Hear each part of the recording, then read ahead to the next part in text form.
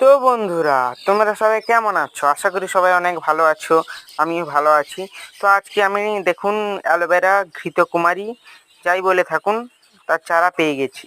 তো আমি যেখানে পড়তে যেতাম সেখান থেকে এনেছি, আমার একটা ম্যাম দিল। আমি চাইলাম 5টা গাছ তুলে দিয়ে দিয়েছি।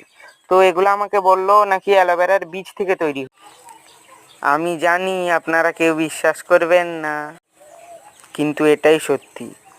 আর দেখতে পাচ্ছেন কত সুন্দর গাছগুলা হেলদি আছে। তো এখানে এই টবটাতে আমি বসিয়ে দেবো, 4টা গাছ বসিয়ে দেবো। তো মিডিয়া বলতে তো বন্ধুরা, মিডিয়া বলতে আমি এখানে মাটি এবং গোবর সার ব্যবহার করেছি।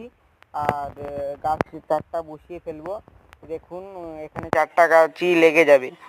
তো এখানে আমি একটা ড্রাগন গাছ লাগিয়েছিলাম, যেটা এখন আমি তুলে আমার একটা বোনকে দিয়ে দিয়েছি।